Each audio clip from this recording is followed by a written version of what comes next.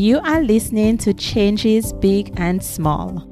This is Damian, your host, as we explore what makes change exhilarating. Each episode, we'll explore how you can create freedom in your life by embracing change. I intersperse interviews with research and challenges to help you make changes in your life. Today, I am exploring the topic of meditation. I'm going to be looking at what is it, the different types, and how you might choose which types to incorporate into your life. Let's get started. So what is meditation? You can find many different definitions of meditation online. I like this one, presented by researchers from New York University and Virginia Tech Carilion Research Institute.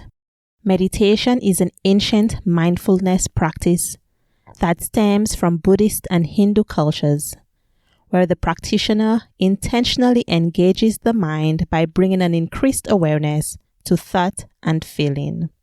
While it's true that the goal is to be more mindful, meditation actually encompasses a variety of different mental practices.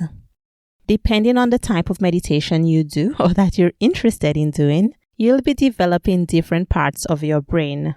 So where can you start? When I searched in a browser for kinds of meditation, I found lists with 7 types, 16 types, 23 types. You can start to get an idea of the range of approaches that there are to meditation. Given so many different types, if one doesn't work for you, you're likely to find another way that does. Meditation can be guided or unguided, calming or insight. With guided meditation, you follow along with someone else's voice who is coaching you through the process. As the name suggests, unguided meditation is the opposite. You sit alone and there are no external prompts. Of course, you can use the strategies that you've learned from previous guided meditations. In calming meditation, you try to cultivate peace by focusing on a particular thing like your breath or a mantra. If your mind wanders, you gently bring it back to this object. With insight meditation, you have an intention to develop a particular quality. You focus on the breath and notice what comes up for you.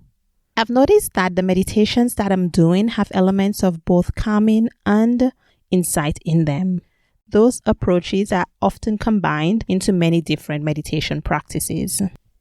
Here is a partial list of some of the different types of meditation: sound, movement, body scan, self-observation, concentration, mindfulness, gentle repetition, visualization, breathing, loving kindness, focused attention, open monitoring, transcendental, zazen or zen meditation, mantra meditation, qigong meditation.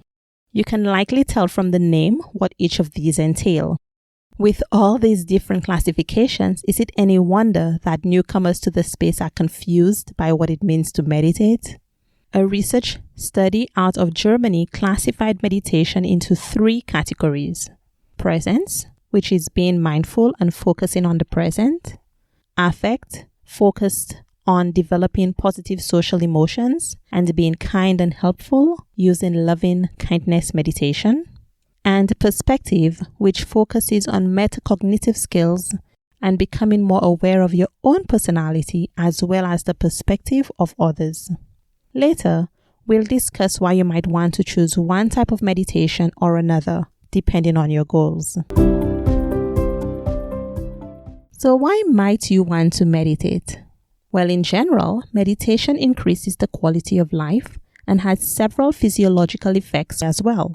Different types of meditation have the following effects: increased flexibility, improved immunity, increased lifespan, attention and memory improvements, mood improvements, reduced anxiety, mood disturbance, and fatigue. Improvements in health, such as the decrease of blood pressure and inflammation, reduced social stress, a decrease in bias, and reduced levels of depression, pain, and substance abuse. With so many great benefits, what do you have to lose by spending some quiet time alone each day?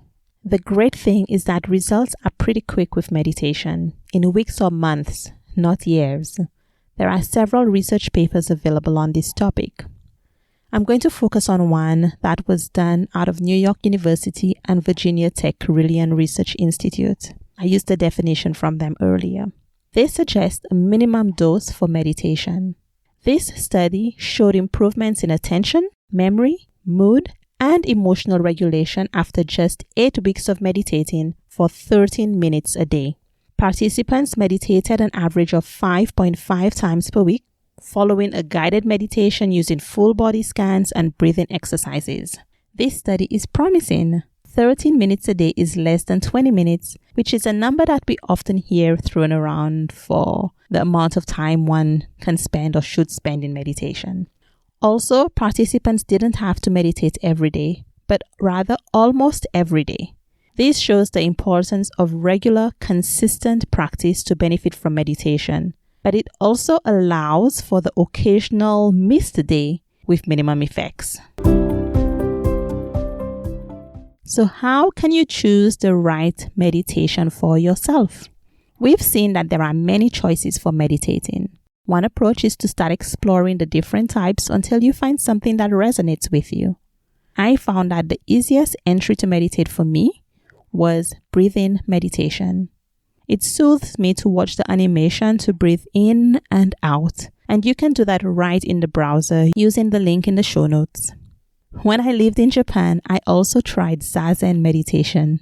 I actually spent the whole session counting down the minutes and hoping that the monk would not hit me with the big stick he was carrying.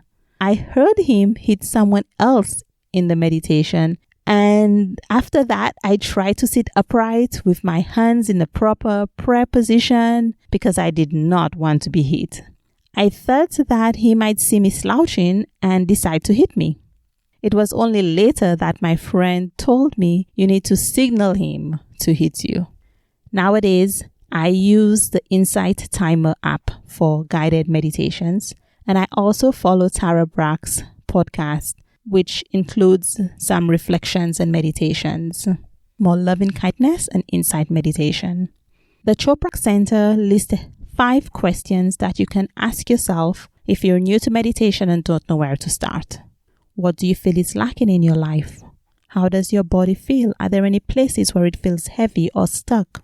Do you have a lot on your mind, more than usual? Do you need help focusing? How do you want to feel? Nourished, connected, energized, purposeful, etc. The key is to try meditation and stop judging yourself about if you're doing it right. Let go of expectation and consider, how does it feel in your body? Can you stand to do it for a few minutes, or are you tense and counting down the minutes? If one method doesn't work for you, try something else that does. Does one meditation teacher distract you with her choice of words? I had that happen to me recently. I got to day 13 of a 30-day course and I stopped because the message just did not resonate with me. Try a different teacher. That's what I did. The important thing is to try meditation with an open mind and to notice how the experiment feels for you. Research shows that in general, meditation improves attention and memory and changes our brain. However, the type of meditation you practice will determine what parts of your brain develop. Different types of meditations have different impacts on your life. If you want to decrease your physiological stress, try breathing meditation. If your goal is to be more compassionate, try loving kindness meditation. Loving kindness meditation also helps to reduce social stress, probably because you are learning to be less judgmental yourself. If you want to develop social connection, try a meditation with your partner or with a friend that involves some interaction between the two of you. With mindfulness meditations and other meditations focused on the present, the regions of the brain affected are the anterior prefrontal cortex and the anterior cingulate cortex, meaning increased attention and greater capacity for organization and complex planning. Loving kindness meditations develop the insular cortex, and that's what's responsible for managing your consciousness and emotion. And finally, partner meditations in the perspective realm will help improve your language processing and auditory skills by developing the inferior frontal cortex and the lateral temporal cortex. The main takeaway there is that the type of meditation you do affects what part of your brain develops. The key to reaping the benefits of meditation is to do it regularly. We saw earlier how you can reap some benefits in 8 weeks. As your amount of meditation increases and the frequency increases and the amount of time you've been doing it increases, you will also begin to develop more body awareness. Now for the disclaimer, there are some people that meditation is discouraged for, and these are people with borderline or psychotic conditions. In that case, meditation can actually lead to depersonalization and derealization. So here's my challenge for you to get started with meditation. Many of us are physical distancing right now, and you may be spending more time at home, so it may be a good time for you to try meditation. What is the minimum dose that you are willing to do right now? If you're feeling inspired, please pause the podcast and go and do a meditation. I find that I'm most successful if I meditate at the same time every day. I've tagged it onto my morning routine. At other times of my life, I've found that I will more consistently meditate if I do it right at the end of my workday or once I get home from work. You can piggyback on a well-established habit so that you'll meditate along with that other activity. I think that's referred to as habit stacking by James Clear. Would it help you to set a daily reminder to meditate? Go ahead and add a daily reminder in your calendar. The key is to find what works for you. If you can remove barriers and if you can create routines, this will help you make meditation into a habit instead of into just an activity. Good luck. I hope that you are all staying healthy. Please come join us in the Changes Big and Small Facebook community, or send a message or tag Changes Big and Small on social media. If you have been very successful with meditation and you have some tips to help the rest of us that are still on our journey, either beginners or intermediate, I would appreciate the advice. So please leave a comment. Thank you for joining me for this episode of Changes Big and Small. If you haven't done so already, please subscribe so that you will receive weekly updates whenever a new episode is released on Wednesday. Have a great day and a great week. And to end, as always, remember that change begins with one small step.